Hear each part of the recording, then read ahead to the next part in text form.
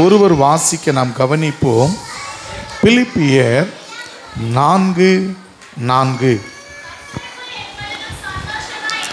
கர்த்தருக்குள் எப்பொழுதும் சந்தோஷமாயிருங்கள், சந்தோஷமாயிருங்கள் என்று மறுபடியும் உங்களுக்கு சொல்லுகிறேன். கர்த்தருக்குள் எப்பொழுதும் சந்தோஷமாயிருங்கள், சந்தோஷமாயிருங்கள் என்று மறுபடியும் உங்களுக்கு சொல்லுகின்றேன். ஒரு தேவ மனிதனுடைய ஆசை, ஒரு தேவ மனிதனுடைய ஆசை, அப்போஸ்தலனாகிய பவுலுடைய ஆசை, தன்னை சார்ந்து தன்னை நேசிக்கின்ற, தான் நேசிக்கின்ற கர்த்தராகிய இயேசு கிறிஸ்துவையும் நேசிக்கின்ற அந்த திருச்சபை மக்கள் எப்போதும் சந்தோஷமாக இருக்க வேண்டும் என்பதுதான் அவரது ஆசை. ஆனால் அந்த திருச்சபை மக்களுக்கு உள்ளத்தில் சந்தோஷ குறைவு. அதற்கு காரணம் வேறொன்றுமில்லை, தங்களுக்கு சுவிசேஷத்தை போதித்த அந்த அப்போஸ்தலனாகிய பவுல் சிறைச்சாலையிலே இருக்கிறார். சிறைச்சாலையிலே இருக்கிறதுனால் ஆண்டவரை தொழுது கொள்கிற எங்களுக்கு, ஆண்டவரை ஆராதிக்கிற எங்களுக்கு, ஆண்டவர்தான் எங்கள் வாழ்க்கையில் முதன்மை என்று முன்னிறுத்தி இருக்கிற எங்களுக்கு இப்படிப்பட்ட சோதனையா என்கிற வருத்தமான ஒரு சூழ்நிலைகளுக்கு நேராக அத்திருச்சபையின் குடும்பங்கள் போய்கொண்டிருக்கின்றார்கள். இந்த தகவல் பவுலுக்கு கிடைக்கின்றது. இந்த தகவல் பவுலுக்கு கிடைத்த போது இந்த பவுல் என்ன செய்கிறார் என்று சொன்னால், ஐயா, நீங்கள் வேதனைப்பட வேண்டாம், நீங்கள் கண்ணீர் வடிக்க வேண்டாம், நீங்கள் கவலையோடு கூட உங்களுடைய வாழ்க்கையை ஓட்டி செல்ல வேண்டாம், நீங்கள் எப்போதும் சந்தோஷமாக இருக்க வேண்டும் என்று சொல்லி அவர் சந்தோஷமாக இருப்பதற்கு சிறையில் இருந்து அவர் ஆலோசனை கொடுக்கின்றார். அன்பார்ந்த ஆண்டவருடைய பிள்ளைகளே, பணம் இருந்தால் சந்தோஷம் கிடைத்து விடுமா என்றால் இல்லை. பணம் இருந்தாலும் சந்தோஷம் இல்லை. நல்ல சூழ்நிலைமைகள் இருந்தால் சந்தோஷம் கிடைத்து விடுமா? இல்லை. நல்ல சூழ்நிலைமைகள் இருந்தாலும் சந்தோஷம் கிடைப்பது இல்லை. ஆடம்பரமாய் வசதியாய் வாழ்க்கையில் என்ன நினைக்கிறார்களோ அத்தனையும் பெற்றுக்கொண்டால் சந்தோஷமாய் இருந்து விடலாமா என்றால் அதுவும் இல்லை. சில ஆண்டுகளுக்கு முன்பதாக இந்த திரைப்படத்துறையிலே மிகவும் புகழ்பெற்ற ஒரு நடிகை, ஒரு பெண் நடிகை, அந்த நடிகை தன்னுடைய வாழ்க்கையை அவர்களே முடித்து கொண்டார்கள். மிகவும் பிரபலமாக இருந்தார்கள். முடிவிலே அவர்கள் கடிதம் எழுதி வைத்திருந்தது இதுதான்: நான் அநேகரை நேசித்தேன், இன்னும் அநேகர் என்னையும் நேசித்தார்கள். அவர்கள் உண்மையிலேயே என்னை அல்ல, என் உடலைத்தான் நேசித்தார்கள், என் அழகை தான் நேசித்தார்கள், என்னோடு கூட அவர்கள் இருக்கிற சில நிமிடங்களை தான் நேசித்தார்கள். நானோ நேசித்து பார்த்தேன், ஆனால் உண்மையாய் நேசிக்க ஒருவரும் இல்லை.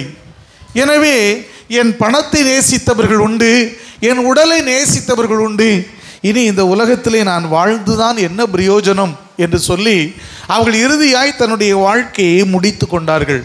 இப்படியெல்லாம் அந்த நடிகைக்கு ஒரு சூழல் வருமா, நிலைமை வருமா என்று எவரும் நினைத்து பார்த்ததே இல்லை. அப்படிப்பட்ட ஒரு நிலையில் அந்த நடிகை தன்னுடைய வாழ்க்கையை முடித்து கொண்டார்கள். காரணம், சந்தோஷம் இல்லை. வாழ்க்கையிலே புகழ் இருந்தது, பணம் இருந்தது, அழகு இருந்தது, மதிப்பு இருந்தது, மரியாதை இருந்தது, ஆனால் அவர்களுக்குள்ளே சந்தோஷம் இல்லை. தன் வாழ்க்கையை முடித்து கொண்டார்கள். எனக்கு தெரிந்த ஒரு வாலிபன், அவனும் கூட இவ்விதமாய் தன்னுடைய தாய் தகப்பனோடு கூட வாழ்ந்து கொண்டிருந்தான். தன் தாய் தகப்பனோடு வாழ்ந்து கொண்டிருந்த அவனுடைய உள்ளத்திலே ஒரு வெறுமை, ஏன் என்று தெரியவில்லை.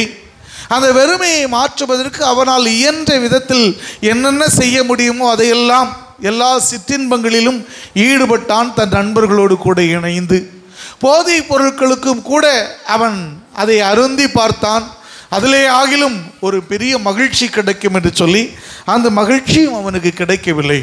ஒரு நாள் அவன் தன்னுடைய உடல் சரீரத்தை மாய்த்து கொள்ள வேண்டும், உயிரை விட்டுவிட வேண்டும், அப்படியாகிலும் மகிழ்ச்சி கிடைக்காதா என்று சொல்லி அவன் விஷ பாட்டிலையும் வாங்கி கொண்டே தன்னுடைய வீட்டிற்கு போனான். எனவோ அந்த வாலிபன் அன்றைக்குடைய சூழ்நிலைமையிலே அந்த விஷத்தை அவனுக்கு அருந்த முடியவில்லை. நாட்கள் கடந்தது. அவன் வாழ்க்கையிலே ஆண்டவராக இயேசு அவனை தொட்டார். அவன் வாழ்க்கையிலே ஒரு பெரிய மாற்றம். அவன் சொல்லுகிறது இதுதான், நான் விஷத்தை குடித்து என்னுடைய வாழ்க்கையை முடித்து விட வேண்டும், ஏனென்றால் நான் எதிர்பார்த்தபடி எனக்கு மகிழ்ச்சி கிடைக்கவில்லை என்று சொல்லி.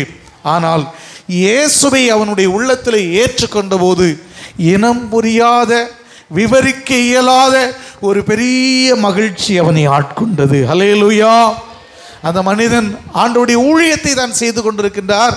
அந்த தேவ மனிதன் விவிதமாய் சொல்லுவார், இனம் புரியாத சந்தோஷம் என் உள்ளத்திலிருந்து பொங்கி பொங்கி வந்தது என்று. ஆமென், ஹல்லேலூயா! ஆம் கர்த்தருடைய பிள்ளைகளே, சந்தோஷம் என்பது இயல்பாக நமக்கு கிடைப்பது இல்லை. சந்தோஷம் என்பது உலக பிரகாரமாக எங்கிருந்தோ நமக்கு கிடைப்பது இல்லை. உறவுகள் மூலமாகவும் கிடைப்பது இல்லை. ஒருவேளை உறவுகள் மூலமாய், நண்பர்கள் மூலமாய், ஒருவேளை இந்த உலகத்திலே நாம் சில உல்லாசங்களை அனுபவிக்கிறது மூலமாய் கிடைக்குமானால் எவ்வளவு சந்தோஷத்தை அனுபவிக்கிறோமோ அதற்கு நேர் எதிர்மறையாய் ஏராளமான துன்பமும் கூட, துயரமும் கூட, கவலையும் கூட நம்முடைய உள்ளங்களிலே ஆட்கொள்ளும். எனவே ஆண்டவர் இந்த பவுல் மூலமாய் தன் திருச்சபை மக்களுக்கு சொல்லுகிறார், நீங்கள் எப்போதும் சந்தோஷமாய் இருக்க வேண்டும். நீங்கள் எப்போதும் சந்தோஷமாய் இருக்க வேண்டும். சந்தோஷத்திற்காக நீங்கள் வேறெங்கும் செல்ல வேண்டாம். சந்தோஷத்தை, உண்மையான சந்தோஷத்தை கொடுக்கிறவர் சேனைகளின் கர்த்தர் என்கிற தகவலை அவர்களுக்கு சொல்லுகின்றார். இந்த மதியான வேளையிலும் சொல்லட்டுமா, எனக்கு அன்பான சகோதரனே, சகோதரியே, மெய் சந்தோஷத்தை ஆண்டவர் நமக்கு வைத்திருக்கின்றார். இந்த ஆண்டவர் நமக்கு சொல்லுகிறார், எப்பொழுதும் சந்தோஷமாக இருக்க வேண்டும் என்று பவுல் மூலமாக சொல்லுகின்றார். நம்ம எல்லாருக்குமே தெரியும், பரிசுத்த வேதாகமத்தில் ஒரு தகப்பனாருக்கு 2 பிள்ளைங்க இருந்தாங்க. ஒருவன் வீட்டை விட்டு எங்கேயோ போயிட்டான். சில காலமாய் தன் கையில் இருந்த பொருட்களை எல்லாம், பணத்தை எல்லாம் செலவு செய்து விட்டான். எப்படியாகிலும் சந்தோஷமாய் வாழ்ந்து விடலாம் என்கிற முயற்சி அவனை தோல்வியில் கொண்டுதான் நிறுத்தியது. சந்தோஷத்தை இழந்தான். உண்ண உணவு இல்லாமல் தவித்தான். அவன் சந்தோஷம் எங்கே கிடைக்கும் என்பதை யோசித்து பார்க்கும்போது அவன் சிந்தனையில் உதித்தது ஒன்றுதான், என் தகப்பனுடைய வீட்டிலே சந்தோஷம் உண்டு, அங்கிருக்கிற வேலைக்காரன் கூட சந்தோஷமாக இருக்கிறான் என்று அவன் யோசித்த போது தகப்பன் வீட்டிற்கு அவன் வருகிறான். தகப்பன் அவரை கட்டி அணைத்து கொள்ளுகிறான். உடனே அவன் தன்னுடைய வீட்டை ஆயத்தப்படுத்துகிறான். என் மகன் வந்திருக்கின்றான், தொலைந்து போன என் மகன் வந்திருக்கிறான், வீட்டை விட்டு தூரமாய் போன என்னுடைய மகன் வந்திருக்கின்றான், வாருங்கள் சந்தோஷமாய் இருப்போம் என்று சொல்லி அவன் சந்தோஷத்திற்காய் தன்னுடைய குடும்பத்தையும் உறவினர்களையும் அழைக்கின்றான். எனக்கு அன்பான கர்த்தருடைய பிள்ளையே, சந்தோஷம் என்பது தகப்பனுடைய வீட்டில் தான் இருக்கிறது. சந்தோஷம் என்பது வானத்தையும் பூமியும் உண்டாக்கின ஆண்டவரால் தான் அருளப்படுகிறது. ஆனால் துயரத்தையும் துக்கத்தையும் இந்த உலகம் நமக்கு ஊட்டி விடுகிறது. துக்கத்திலே வாழ்ந்து விடுவதற்கு அது நம்மை தூண்டி விடுகிறது, அது நம்மை வழி நடத்துகிறது. தேவ மனிதன் சொல்லுகிறான், இந்த உலகம் உங்களுக்கு துக்கத்தையும் துயரத்தையும் தான் கொண்டு வரும், ஆனால் நீங்கள் சந்தோஷமாய் இருப்பதற்காக ஆண்டவர் அழைத்திருக்கின்றார். சந்தோஷமாய் இருங்கள் என்று பவுல் சொல்லுகின்றார். எப்போதும் சந்தோஷமாய் இருக்க வேண்டும். ஏன் நாம் சந்தோஷமாக இருக்க வேண்டும் என்பதற்கான தகவலை பரிசுத்த வேதாகமத்தில் இருந்து நாம் வாசிப்போமானால், பரிசுத்த வேதாகமத்தில் கர்த்தராகிய இயேசு கிறிஸ்து சொல்லி இருக்கின்றார். யோவான் எழுதின சுவிசேஷத்தின் 16வது அதிகாரம் 33வது வசனத்தை ஒருவர் வாசிக்க கவனிப்போம். என்னிடத்தில் உங்களுக்கு சமாதானம் உண்டாயிருக்கும் பொருட்டு இவைகளை உங்களுக்கு சொன்னேன். இந்த உலகத்தில் உங்களுக்கு உபத்திரவம் உண்டு, ஆனாலும் திடன் கொள்ளுங்கள், நான் உலகத்தை ஜெயித்தேன். ஆண்டவர் என்ன சொல்லுகிறார் என்று சொன்னால், பவுல் என்ன சொல்லுகிறார்? ஏன் நீ சந்தோஷமாய் இருக்க வேண்டும் என்கிற கேள்விக்கு அவர் பதில் சொல்லுகிறார் என்றால், இந்த உலகத்திலே உபத்திரவம் உண்டு, இந்த உலகத்திலே ஆபத்துகள் உண்டு, இந்த உலகத்தில் வேதனைகள் உண்டு, இந்த உலகத்திலே கவலையும் கண்ணீரும் உண்டு. ஆனால் இந்த உலகத்தை ஜெயித்த ஆண்டவர் நம்மோடு கூட இருக்கிறபடியினால் உலகம் நம்மை விட்டு தனித்து தவிப்பதற்கு நம்மை விட்டு விடுகிறது. ஆனால் ஆண்டவர் அவ்விதமாய் நம்மை தவிக்க விட்டு விடாதபடிக்கு தம்மோடு கூட சேர்த்து கொள்வதற்கு நம்மோடு கூட இருக்கிறபடியினால் அவர் சொல்லுகிறார், நீ கவலைப்பட வேண்டாம், நீ சந்தோஷமாயிருக்கலாம். ஒருவேளை நான் இங்கே ஜெயிலில், நான் சிறைச்சாலையில் இருக்கிறத நினைத்து ஆண்டவரை தொழுது கொள்ளுகிற, ஆண்டவரை அறிவிக்கிற இவர்களுக்கு இவ்வளவு வேதனையா என்று சொல்லி நீ அங்கலாய்க்கலாம். அதை அங்கலாய்க்க வேண்டிய அவசியமில்லை.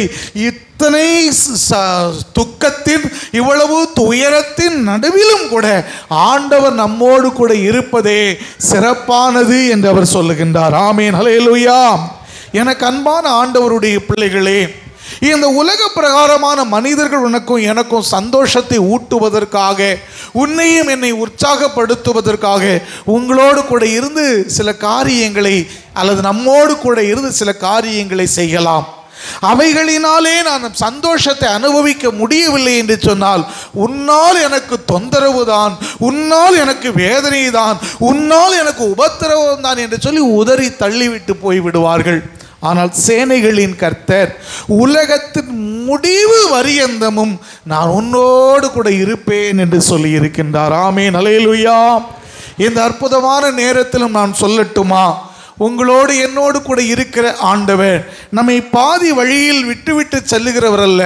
உலகத்தின் முடிவு வரியந்தமும் கூட நம்மோடு கூட இருந்து நம்மை நடத்துகின்றவர். மத்தேயு எழுதின சுவிசேஷம் 28வது அதிகாரத்தின் 20வது வசனத்தை நம்ம வாசிப்போமானால், அங்கே சீடர்களுக்கு ஆண்டவராகிய இயேசு சொல்லுகின்றார், நான் உங்களுக்கு கட்டளையிட்ட யாவையும் நீங்கள் கை கொள்ளும்படி இந்த மக்களுக்கெல்லாம் நீங்கள் உபதேசம் பண்ண வேண்டும். இதோ உலகத்தின் முடிவு பரியந்தமும் சகல நாட்களிலும் நான் உங்களுடனே கூட இருக்கிறேன். ஹல்லேலூயா. ஆண்டவருடைய பணியை செய்கிற கர்த்தருடைய பிள்ளைகளே, இந்த இடத்துல அநேகர் வந்து அந்த ஆலயத்தின் காரியத்திற்காக, இந்த VBS காரியத்திற்காக, இந்த சபை நாள் விழாவிற்காக பல்வேறு நிலைகளில் உதவி புரிந்ததை இங்கே நம்ம பார்த்தோம். நிறைய பேருக்கு நன்றி பெயர்களை சொல்லி நன்றி சொன்னார் நம்முடைய போதகர். இன்னும் சிலரை பாராட்டுகிற விதத்திலே அவர்களுக்கு சால்வையும் அணிவித்தார்கள். எதற்கு என்று சொன்னால், இந்த ஊழியத்திலே நீங்கள் தோள் கொடுத்தீர்கள், இந்த ஊழியத்திலே உதவிகரம் நீட்டீர்கள், இந்த ஊழியத்திலே உற்சாகமாய் இருந்தீர்கள். ஆம், இந்த ஊழியத்திலே உற்சாகமாய் தோள் கொடுத்து நீங்கள் நிற்கும்போது சில நேரங்களிலே சில உபத்திரவங்கள் வரலாம். ஆனால் இந்த உலகம் உங்களை விட்டு விலகி போய் நின்று வேடிக்கை பார்க்கும். ஆனால் நீ பயப்பட வேண்டாம், ஆண்டவர் உங்களோடு கூட இருக்கிறார் என்று. ஆமென், ஹல்லேலூயா. பவுல் சொல்லுகிறார், நீ சந்தோஷமாக இருக்கணும். ஏன் சந்தோஷமாக இருக்கணும் தெரியுமா? இந்த உலகம் உபத்திரவத்தை கொடுக்க முற்படும், ஆனாலும் கூட இந்த உலகத்தை ஜெயித்த ஆண்டவர் நீ உபத்திரவத்தில் மூழ்கிவிடக்கூடாது என்று சொல்லி, நீ சந்தோஷமாய் வாழ வேண்டும் என்று சொல்லி அவர் உன்னோடும் என்னோடும் கூட இருக்கிறார். இந்த அற்புதமான நாளிலும் நேரத்திலும் நான் மீண்டும் வலியுறுத்தி சொல்லுகிறேன், நீங்கள் தைரியமாய் இடமிட்டு புறப்பட்டு போகலாம். சேனைகளின் கர்த்தர் நம்மோடு இருக்கின்றார். ஆமென், ஹல்லேலூயா. அவர் இம்மானுவேலனாக இருக்கின்றார். 2000 ஆண்டுகளுக்கு முன்பதாக இந்த பூமியில் கடந்து வந்தது சேனைகளின் கர்த்தர். மனு உருவெடுத்து இந்த பூமியிலே 33.5 ஆண்டு காலம் உலாவின சேனைகளின் கர்த்தர்.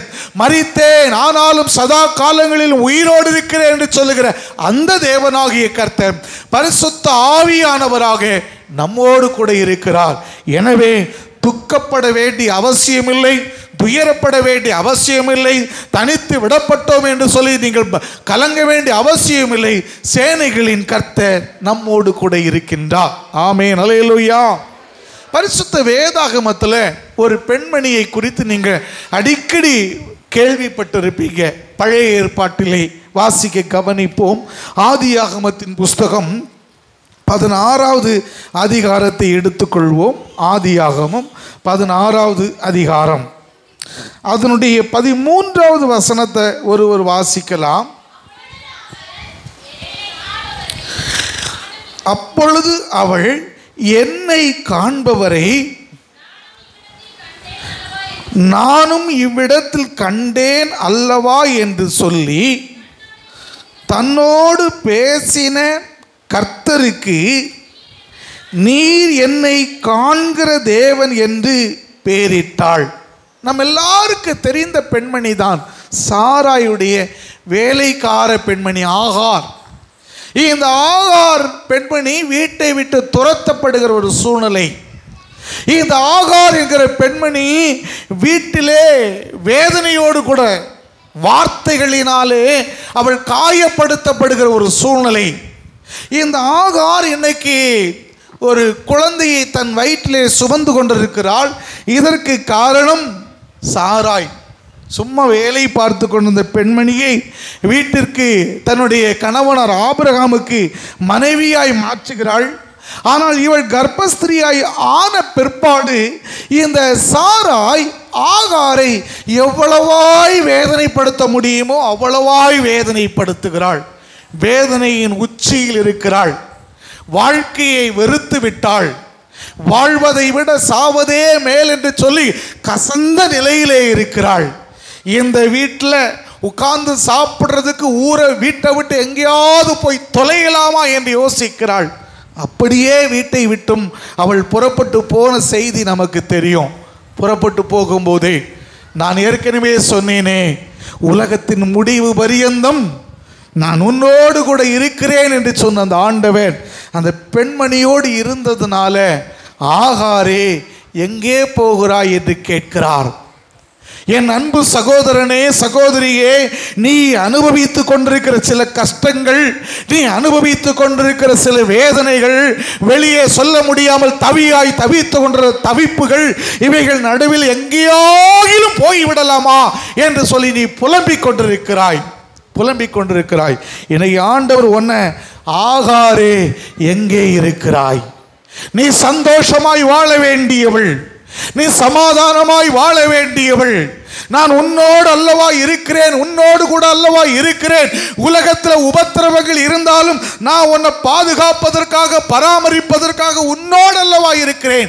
நீ என்ன நினைக்கிறாய் என்கிறவராய் என் ஆண்டவர் உன்னையும் என்னையும் பார்த்து கேட்டுக்கொண்டிருக்கிறார். யாரும் பார்க்கலன்னு சொல்லி தான் வீட்டை விட்டு இந்த அம்மா புறப்பட்டு போனாங்க. ஆனால் ஆண்டவருடைய கண்கள் அவளை கண்டது. ஏனென்றால் நம்மோடு கூட இருக்கிற இம்மானுவேல், நீ வடிக்கிற கண்ணீர், நீ உன்னுடைய இருதயம் பதபதைக்கிற பதபதைப்புகள் எல்லாவற்றையும் சேனைகளில் கர்த்தர் கவனித்து கொண்டே இருக்கிறார். அந்த அம்மா அதை விளங்கி கொண்டாங்க. ஐயையோ, ஒருத்தருக்கும் தெரியாம ஊரை விட்டு போயிடலாம், வீட்டை விட்டு போயிடலான்னு ஓடுறேன். ஐயோ, கர்த்தர் என்னை பார்த்து விட்டாரே. அந்த இடத்துல சொல்ல, நீர் என்னை காண்கிற தேவன் என்று. இந்த அற்புதமான காலை வேளையில் மீண்டும் நான் சொல்லுகிறேன் சகோதரா, உன்னை காண்கிற ஒருவர் உண்டு. உன்னை வழி நடத்துவதற்காக அவர் காத்திருக்கிறார். உன் வேதனைகளை அறிந்திருக்கிறார், உன் துக்கத்தை அறிந்திருக்கிறார், உன் துயரத்தை அறிந்திருக்கிறார். வெளியே இருந்து பார்க்கிறவர்களுக்கு நீ எஜமானனை போல தெரிகிறாய், வெளியே இருந்து பார்க்கிறவருக்கு நீ எஜமாட்டியை போல தெரிகிறார். ஆனால் அந்த நிலையிலே நீ சந்திக்கிற வேதனைகள் கொஞ்ச நஞ்சமல்ல என்பது என் தேவனாகிய கர்த்தருக்கு தெரியும். இன்னைக்கு அவர் என்னையும் பார்த்து கொண்டே இருக்கிறார். பயப்படாத, நான் உன் கூட தான் இருக்கேன், நீ சந்தோஷமாயிரு. ஆமென், அல்லேலூயா. சொல்லுவோமா? சந்தோஷமாயிருங்க, எப்பொழுதும் சந்தோஷமாயிருங்க, சந்தோஷமாயிருங்க, எப்பொழுதும் சந்தோஷமாயிருங்க. உயர்வானாலும் தாழ்வானாலும், உயர்வானாலும் தாழ்வானாலும் சர்வ வல்ல தேவன் நம்மோடு இருக்கிறான், சர்வ வல்ல தேவன் நம்மோடு இருக்கிறான். சந்தோஷமாயிருங்க, எப்பொழுதும் சந்தோஷமாயிருங்க. எல்லாரும் சேர்ந்து சந்தோஷமாயிருங்க, எப்பொழுதும் சந்தோஷமாயிருங்க. நெருக்கத்தின் நேரத்திலும் கண்ணீரின் பாதையிலும் நம்மை காண்கின்ற தேவன் நம்மோடு இருப்பதா சந்தோஷமாயிருங்க. நம்மை காண்கின்ற தேவன் நம்மோடு இருப்பதா சந்தோஷமாயிருங்க. எல்லாரும் சேர்ந்து சந்தோஷமாயிருங்க, எப்பொழுதும் சந்தோஷமாயிருங்க. ஆமென். சந்தோஷமாயிருங்க, எப்பொழுதும் சந்தோஷமாயிருங்க. உயர்வானாலும் தாழ்வானாலும், உயர்வானாலும் தாழ்வானாலும் சர்வ வல்ல தேவன் நம்மோடு இருக்கிறான். சர்வ வல்ல தேவன் நம்மோடு இருக்கிறான். சந்தோஷமாயிருங்க, எப்பொழுதும் சந்தோஷமாயிருங்க. ஆமென். சந்தோஷமாயிருங்க, எப்பொழுதும் சந்தோஷமாயிருங்க. அல்லேலூயா. இருப்பதை விட இறப்பதே மேல் என்று வீட்டை விட்டு வெளியே போன அந்த பெண்மணியை ஆண்டவர் கவனித்தார். உலகத்தின் முடிவு பரியந்தம் நான் அவன் கூட தான் இருப்பேன் என்று சொன்ன கர்த்தர் கூட இருக்கிறதை அவள் உணர்ந்து கொண்டாள்.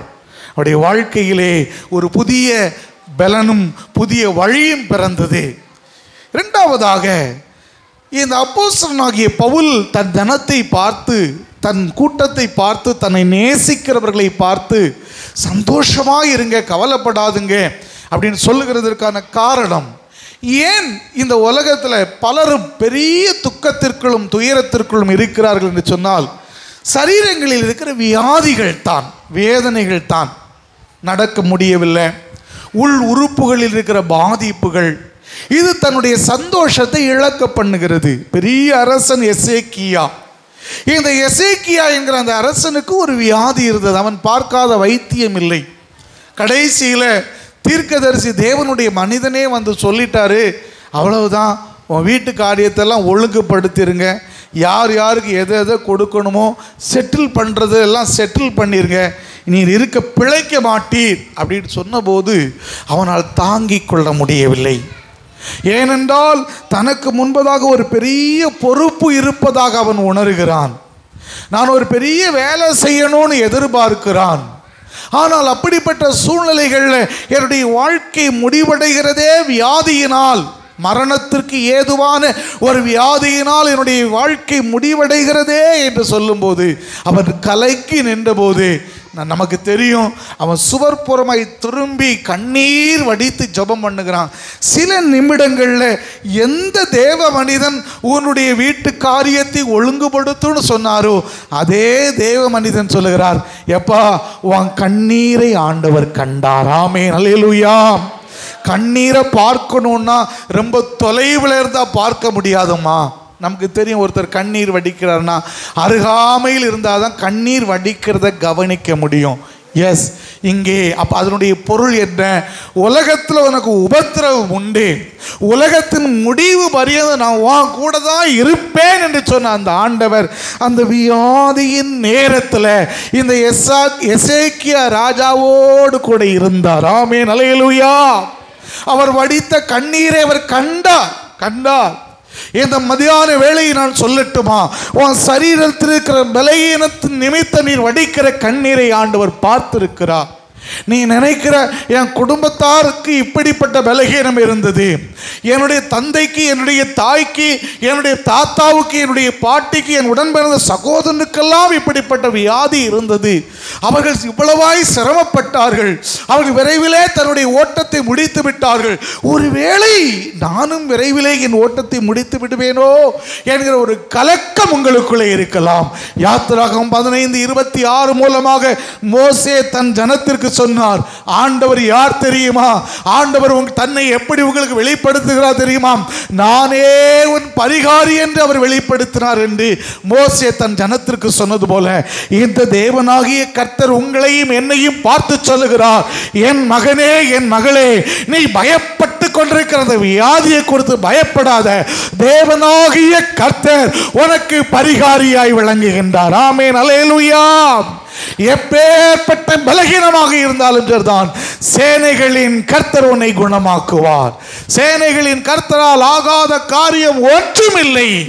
அவரை நோக்கி பார்த்த முகங்கள் வெட்கப்பட்டு போன சரித்திரங்கள் இல்லை. அப்படி ஆண்டவரே ஆண்டவரேன்னு சொல்லி விழும் பொழுது ஆண்டவர் அதிசயமாய் நம்மை நடத்துவார், ஆச்சரியமாய் நடத்துவார். சில வருஷங்களுக்கு முன்னாடி ஒரு சகோதரி, வாலிப சகோதரி, அவள் பிஎஸ்சி நர்சிங் முடித்திருந்தாள். அவள் ஹாஸ்பிட்டலுக்கு வேலைக்கு போக முடியாது, அவளுடைய சரீரத்திலே பலகீனம், நல்ல உடல்வாகோடு இருந்தவள் மெலிந்து போய்விட்டாள், மிகவும் மெலிந்து போய்விட்டாள். எவ்வளவோ மருத்துவ சிகிச்சைகளை பெற்றும் என்ன நோய் என்று எவராலும் கண்டுபிடிக்க இயலவில்லை. ரொம்ப சிரமப்பட்டு கொண்டே இருந்தார்கள். ஒரு நாள் எங்களிடம் ஜெபிப்பதற்கு அழைத்து கொண்டு வந்தார்கள். இப்படி இத்தனை வருஷம் ஆச்சு, நல்லா படிக்கிற பொண்ணு, நல்லா படித்தா, இந்த ஹாஸ்பிட்டலில் இப்போ வேலை பார்க்க, இப்போ வேலைக்கு போக முடியாது, உடல் மிகவும் மெலிந்து போய்விட்டது அப்படின்னு சொல்லி கொண்டு நிறுத்தினார்கள். நாங்கள் சில சகோதரர்களாக இருந்து அவங்களுக்கு தலையில் கை வைத்து ஜெபம் பண்ணும்போது அவர்களுக்குள் இருந்த ஒரு அசுத்தாவி அலறிக்கொண்டு வெளியே வந்தது. அது சொன்னது, உடைய வாழ்க்கையை முடிப்பதற்காக வல்லவா நான் வந்தேன், ஐயோ என்னை விட்டுருங்க, நான் போயிடுறேன்னு சொல்லி அலறிக்கொண்டு அது வெளியேறியது. அப்புறம் அந்த க்ஷணப்பொழுதே அப்பெண்மணி பரிபூர்ண குணமடைந்தாள். ஆமென், அல்லேலூயா. என்னை திருமணம் முடிந்து சந்தோஷமாக வெளிநாட்டில் தன் கணவன் மனைவி பிள்ளைகளோடு கூட அவர் இந்த பெண்மணி வேலை செய்து கொண்டிருக்கின்றாள். ஏன் தெரியுமா? அற்புதம் செய்கிறவர் ஆண்டவர். ஆமென், அல்லேலூயா. உன் கவலை அவருக்கு தெரியும். உன் வியாதியை நினைச்சுதானே நீ கவலைப்படுகிறாய். ஐயோ இந்த வியாதியில் நான் பிழைப்பேனா என்று சொல்லி தானே யோசிச்சுக்கிட்டு இருக்கிறார். நம்முடைய ஆண்டவர் பரிகாரி ஐயா, அவரால் இயலாத காரியம் ஒன்றுமில்லை. எப்பேற்பட்ட வியாதியாய் இருந்தாலும், மரணத்தின் விளிம்பில் இருந்தாலும் என் சேனைகளின் கர்த்தர்களை தூக்கி நிறுத்த முடியும். ஆமென், அல்லேலூயா. ஏனென்றால் அவர் எங்கேயோ இல்லை, உன் பக்கத்திலும் என் பக்கத்திலும் சமீபமாக இருக்கிறார். உலகத்தின் முடிவு வரியந்தம் நான் உன்னோடு கூட இருப்பேன் என்று சொன்னவர் உன்னோடு கூட இருக்கின்றார், உனக்கு அருகாமையில் நின்று கொண்டிருக்கிறார். எனவே வியாதிகளை நினைத்து நீ கலங்க வேண்டிய அவசியமும் இல்லை. மூன்றாவதாக ஒரு காரியத்தை கூட நான் உங்களுக்கு சுட்டி காண்பிக்க விரும்புகின்றேன். 1 பேதுருவின் புஸ்தகம் 5வது அதிகாரத்தின் 18வது வசனத்தை வாசிப்போமா? 1 கொரிந்தியர் 1 பேதுரு 5வது அதிகாரத்தின் 18வது வசனத்தை வாசிப்போம். 10 வசனமாவே, சாரி 10. 1 பேதுரு 5:10. கிறிஸ்து இயேசுவுக்குள் நம்மை தமது நித்திய மகிமைக்கு அழைத்தவராயிருக்கிற சகல கிருபையும் பொருந்திய தேவன் தாமே கொஞ்ச காலம் பாடு அனுபவிக்கிற உங்களை ஸ்திரப்படுத்தி பலப்படுத்தி நிலை நிறுத்துவாராக. கரங்களை தட்டி ஆமென். கொஞ்ச காலம் பாடு அனுபவிக்கிற, கொஞ்ச காலம் பாடு யார? கிறிஸ்து இயேசுவுக்குள் நம்மை தமது நித்திய மகிமைக்காக அழைத்தவர். நாம் எல்லாரும் கர்த்தராகிய இயேசு கிறிஸ்துவினால் அழைக்கப்பட்டவர்கள். ஆமென், அல்லேலூயா. சத்தத்தை உயர்த்தி ஹல்லேலூயா. தற்செயலாய் யாரும் இங்க வரல, யாரும் கூப்பிட்டும் வரல. யாரோ ஒருத்தர் கூப்பிட்டது போல உங்களுக்கு தெரியலாம். யாரு கூப்பிட்டா அப்படின்னா அவங்க பின்னணியில் நேரடியாய் செயல்பட்டவர் சேனைகளின் கர்த்தர். ஆமென், அல்லேலூயா. சும்மா ஆடு மேய்ச்சிக்கிட்டு இருந்தான் மோசே, சும்மா ஆடு மேய்ச்சிக்கிட்டு இருந்தான், வழக்கமாய் மேய்க்கிற இடத்துல தான் மேய்த்தான். திடீர்னு பார்த்தா ஒரு முட்செடி எரிந்து கொண்டிருக்கிறது. என்னடா இந்த காடுகளில் இப்படி செடியெல்லாம் எரிகிறது வழக்கமான ஒன்று தான். எத்தனையோ முறை மோசே பார்த்துருக்கிறான். ஆனால் அன்னைக்கு முட்செடி எரிகிறது வழக்கமாக இல்லை, வழக்கத்திற்கு மாறாக முட்செடி எரிகிறது. ஆனால் அந்த செடி என்ன செய்யலை? கருகி போகலை. என்னடா அப்படின்னு உற்று கவனிக்கும் போது அங்கிருந்து ஒரு சத்தம் வருகிறது, மோசே மோசே. நண்பா, வழக்கமாய் இந்த ஆலயத்தில் வந்திருக்கிறது போலதான் நான் வந்திருக்கிறேன். நீங்க சொல்லலாம், வழக்கமாய் நீ வரல, உன்னை சேனைகளின் கர்த்தர் அழைத்து கொண்டு வந்திருக்கின்றார். ஆமென், ஹல்லேலூயா. எல்லாரும் பிறக்கிறது போலதான் நான் இந்த பூமியில பிறந்திருக்கிறேன் ஒருவேளை நீ சொல்லலாம். எரேமியாவுடைய லைஃப் அது இல்லை. எரேமியாவுடைய தாயுடைய வயிற்றில் அவன் இருக்கும் போதே கர்த்தர் அவனை பார்த்தார், அவனை அழைத்தார், ஜாதிகளுக்கு தீர்க்கதரிசியாய் தெரிந்து கொண்டார். இந்த கூட்டத்தில் வந்திருக்கிற ஒன்னன் தாயின் கர்ப்பத்தில் இருந்து ஆண்டவர் அழைத்திருக்கிறார். தாயின் கர்ப்பத்திலிருந்து ஆண்டவர் வேறு பிரித்திருக்கிறார். இந்த அழைத்த ஆண்டவர் உன்னை கைவிட மாட்டார். இந்த வசனத்துல பேதுரு சொல்லுகிறார், இந்த பூமியில் நீ கொஞ்ச காலம் பாடு அனுபவித்துக் கொண்டிருக்கிறாய், இந்த பாடுல சோர்ந்து போகாத, இந்த பாட்டின் இந்த வேதனையின் காலத்தில் கலகி போகாத. பவுல் சொல்லுகிறார், நீ எப்போதும் சந்தோஷமா இருக்கணும். ஆமென், ஹல்லேலூயா. ஏன் சந்தோஷமா இருக்கணும் தெரியுமா? உன்னை அழைத்தவர் உண்மையுள்ளவர். உன்னை அழைத்தவர் உனக்கு அருகாமையில் நின்று கொண்டிருக்கிறார். யார் உன்னை மறந்தாலும் அவர் உன்னை மறக்கவே மாட்டார். ஆமென், ஹல்லேலூயா. ஏன் தெரியுமாமா? அவர் உன்னை அழைத்திருக்கிறார். இந்த உலக மனிதர்கள் உறவுகள் எல்லாம் கைவிட்டுட்டு போயிடும். எத்தனையோ பேருடைய வாழ்க்கையை நாங்கள் பார்த்திருக்கின்றோம். ஆமாம், உன்னை நான் கைவிட மாட்டேன், உன்னை விலக மாட்டேன் என்று சொல்லி ஒப்பந்தம் செய்கிற எத்தனையோ பேர். இப்படியெல்லாம் இருந்தால் முடியாது, போயிரு, நான் உன்னை விட்டுருவேன், நான் உன்னை விவாகரத்து பண்ணிடுவேன் என்று சொல்லி அவர்கள் ஒதுங்கி கொள்கிறார்கள். ஆனால் சேனைகளின் கர்த்தர் சொல்கிறார், இல்லப்பா, நான் உன் கூட இருப்பேன். ஏன் தெரியுமா? நான் உன்னை அழைத்திருக்கின்றேன். ஆமென், ஹல்லேலூயா.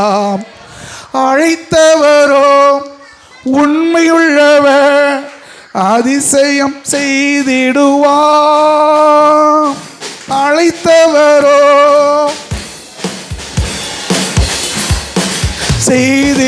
செய்திடுவார். ஆவி ஆத்மா சரீரமெல்லாம் குற்றமின்றி காத்திடுவார். ஆவி ஆத்மா சரீரமெல்லாம் குற்றமின்றி காத்திடுவார். வாதை உந்தன் கூடாரத்தை அணுகாது மகனே, பொல்லாப்பு நேரிடாது நேரிடாது மகளே.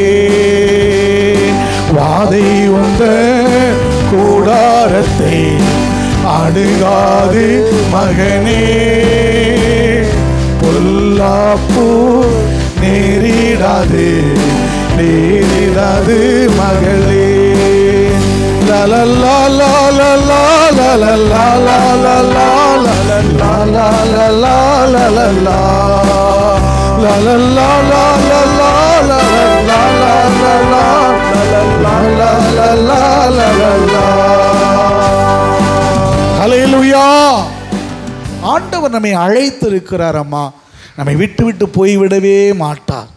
உன் தாயின் கர்ப்பத்திலிருந்து ஆண்டவர் உன்னை அழைத்திருக்கிறார். நீ சற்றும் எதிர்பாராத நேரத்தில், எதிர்பாராத சூழ்நிலையில் ஆண்டவர் உன்னை அழைத்திருக்கிறார். இந்த உலக பிரகாரமான உறவுகள் ஒருவேளை உன்னை உதறி தள்ளலாம், ஓரம் கட்டி தள்ளலாம். ஆனால் ஆண்டவர் சொல்லுகிறார், இல்லை, நீ பயப்படாத, நீ கலங்காத, நீ சந்தோஷமாக இருக்கணும். காரணம், நான் உன்னோடு கூட இருக்கிறேன். நீ அழைக்கப்பட்டவனாய், நீ அழைக்கப்பட்டவளாய் இருக்கிறபடியினால நீ பயப்பட வேண்டிய அவசியமே இல்லை. ஆமென், ஹல்லேலூயா.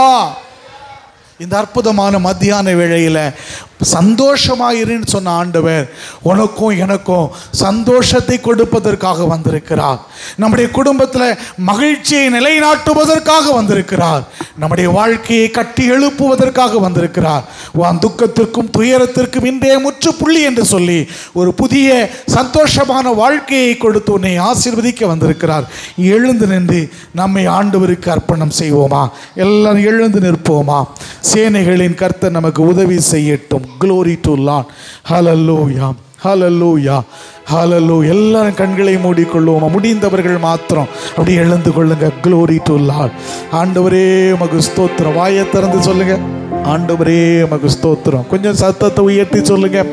ஆண்டவரே உமக்கு ஸ்தோத்திரம். Glory to Lord. சந்தோஷமாயிருங்கன்னு சொல்லி இருக்கிறீங்களே, வாயை திறந்து சந்தோஷமாயிருங்கன்னு சொல்லி இருக்கிறீங்களே. எஸ் எஸ், ஏன் என் கூட இருக்கிறதுனால, என்னோடு கூட இருக்கிறதுனால. Glory to Lord, glory to Lord. இந்த உலக உறவுகள் எல்லாம் என்னை கைவிட்டு ஓரம் கட்டினாலும் கூட, ஓ glory to Lord, உன்னை நான் கைவிட மாட்டேன். உன்னை நான் காண்கிறேன், உன்னை நான் பார்த்து கொண்டே இருக்கிறேன், நான் உனக்கு அருகாமையில் நின்று கொண்டிருக்கிறேன். Glory to Lord. வியாதி நேரத்தில் ஹல்லேலூயா ஹல்லேலூயா, மரணத்திற்கு ஏதுவான வியாதி பிடித்த நேரத்தில், சரீரங்களில் பொல்லாத பலகீனங்கள் மேற்கொண்ட நேரத்தில், நானே உன் பரிகாரி, உன் கண்ணீரை கண்டேன் என்று சொல்லுகிறவராய் ஆண்டவர் இருக்கிறபடி எல்லாரும் கரங்களை தட்டி அந்த ஆண்டவருக்கு நன்றி சொல்லுவோமா எல்லாரும்.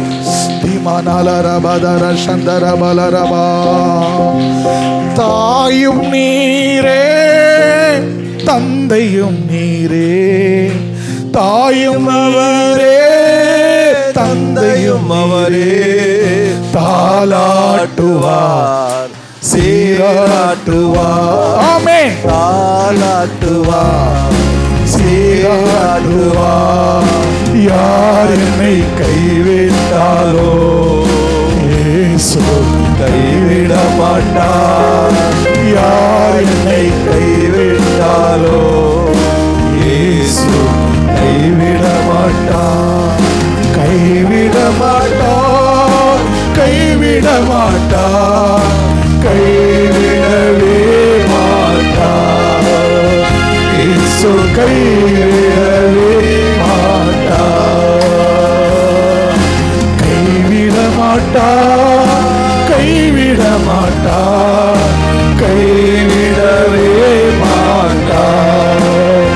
இயேசு கைவிடவே உங்களையும் என்னையும் கைவிடாத ஆண்டவர் சொல்லுகிறார். என் மகனே, என் மகளே, நீ கலங்கி நிற்க வேண்டாம், நீ பயந்து நிற்க வேண்டாம், நீ கவலையோடு வாழ வேண்டாம். சந்தோஷமாயிரு, சந்தோஷமாயிரு. உன்னை நான் பார்க்கிறேன், உன்னை நான் கண்காணிக்கிறேன், உன்னை நான் வழி நடத்துகிறேன், உனக்கு நான் பரிகாரியாயிருக்கிறேன், உன்னை நான் அழைத்திருக்கிறேன், உன்னை அதிசயமாய் நான் நடத்துவேன். ஆமென் சொல்லி கரங்களை தட்டுவோமா? ஆமென். இன்னும் கொஞ்சம் சத்தமாய் ஆமென். இன்னும் கொஞ்சம் சத்தத்தை உயர்த்தி ஆமென். Glory to Lord, glory to Lord, glory to Lord, glory to Lord. கரம் பிடித்து நடத்துகிற ஆண்டவர் சந்தோஷமாய் இரு மகனே, சந்தோஷமாய் இரு மகளே, அழைத்தவர் நான் அல்லவா? உன்னை நான் அதிசயமாய் நடத்துவேன், உன்னை ஆச்சரியமாய் நடத்துவேன். நான் உன்னை அழைத்த விதங்கள் வித்தியாசமானவைகள். Glory to Lord. என் கண் உன்னை கவனித்துக் கொண்டிருக்கிறது. உன் கண்களின் ஓரத்தில் வடிகிற கண்ணீரை கவனிக்கிறது. உன் கண்ணீரை கண்டேன் என்று சொல்லுகிற கர்த்தர் சொல்லுகிறார். பயப்படாத, சந்தோஷமாயிரு, சந்தோஷமாயிரு, சந்தோஷமாயிரு. எஸ் எஸ் எஸ், தேவன் அப்படிப்பட்ட நல்வாழ்வை கட்டளையிடுகிறார்.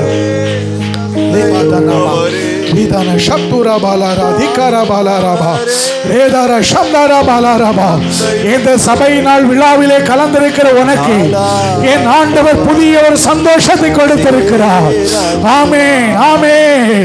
அது பொங்கி வழிகிற சந்தோஷமாய், பொங்கி வழிகிற சந்தோஷமாய், இருதயத்திலிருந்து ஊறுகிற சந்தோஷமாய், உலகம் கொடுக்க கூடாத ஒரு சந்தோஷமாய், உறவுகள் தர முடியாத சந்தோஷமாய், உன்னதத்திற்கு ஊற்றப்படுகிற சந்தோஷமாய், பொங்கி பொங்கி வழிகிற சந்தோஷமாய். கரங்களை தட்டி, கரங்களை தட்டி, கரங்களை தட்டி ஹல்லேலூயா ஹல்லேலூயா ஹல்லேலூயா. என்னுள்ளம் தேவன் பொங்கி வழியுதே, என்னை ரட்சித்தார் நான் ஆடி பாடுவேன். எவரும் அறியாதே என் உள்ளம் பொங்குதே, என் உள்ளம் பொங்கி பொங்கி பொங்கி வழியுதே, என் உள்ளம் தேவன் பால் பொங்கி வழியுதே. என்னை ரட்சித்தார் நான் ஆடி பாடுவேன். எவரும் அறியாதே என் உள்ளம் பொங்குதே, என் உள்ளம் பொங்கி பொங்கி பொங்கி பொங்கி வழியுதே. மகா இரக்கமும் மட்டற்ற கிருபையும் நிறைந்த சேனைகளின் கர்த்தாவே, இந்த அற்புதமான மத்தியான வேளையிலும் கவலை, துக்கம், துயரம், பதட்டம், பயம் என்று சொல்லி பல்வேறு நிலையில் இருந்த எங்களை பார்த்து சந்தோஷமாயிருங்கள், நான் உங்களோடு தான் இருக்கின்றேன், உன் கண்ணீரை துடைப்பேன், உன் வழிகளை செவ்வைப்படுத்துவேன், உனக்கு பரிகாரியாகவும் விளங்குவேன் என்று எங்களுக்கு வாக்கு பண்ணினீரே. உமக்கு ஸ்தோத்திரம், ஸ்தோத்திரம், ஸ்தோத்திரம். இந்த கூடுகையில் வந்திருக்கிற சிறியோர் முதல் பெரியோர் வரையிலும் உம்முடைய கரங்களில் ஒப்புவிக்கிறேன் கர்த்தாவே. விசேஷமாய் இந்த நாளிலும் ஞானஸ்நானம் எடுப்பதற்கு தன்னை அர்ப்பணித்த அன்பு சகோதரனையும் அர்ப்பணம் செய்கின்றேன். ஆண்டவரே, உம்முடைய இரத்த கோட்டைக்குள் உம்முடைய மகனை மறைத்துக் கொள்ளுவீராக, தீமைகளுக்கு நீங்களாக்குவீராக. நீர் அழைத்திருக்கிறீர், அதிசயமாய் நடத்துவீராக, அதிசயமாய் நடத்துவீராக. குடும்பத்தால் ஓரங்கட்டப்பட்ட நிலையில் இருக்கிற பிள்ளைகள் உண்டு. ஆண்டவரே, நீர் அவர்களை அணைத்துக் கொள்ளும், சேர்த்து கொள்ளும், தைரியப்படுத்தும், சந்தோஷத்தினால் நிரப்பும் சுவாமி. வியாதியோடு கூட விக்கினத்தோடு கூட இருக்கிறவர்கள் உண்டு. பரிகாரியாய் விளங்கி அவர்களை சந்தோஷப்படுத்துவீராக. உம்முடைய அற்புதமான அழைப்பிற்காக நன்றி செலுத்துகின்றோம். அழைத்தவர் உண்மையுள்ளவர் சுவாமி, ஆச்சரியமாய் நடத்துவீராக. எங்களையும் தாழ்த்துமுடைய கரங்களில் தருகின்றோம் நாதா, இயேசுவின் நாமத்தில் வேண்டுகின்றோம் எங்கள் நல்ல பிதாவே, ஆமேன். என் ஆத்துமாவே கர்த்தரை ஸ்தோத்திரி, என் முழு உள்ளமையுடைய பரிசுத்த நாமத்தை ஸ்தோத்திரி. என் ஆத்துமாவே கர்த்தரை ஸ்தோத்திரி, அவர் செய்த சகல உபகாரங்களையும் மறவாதே. ஆமேன்.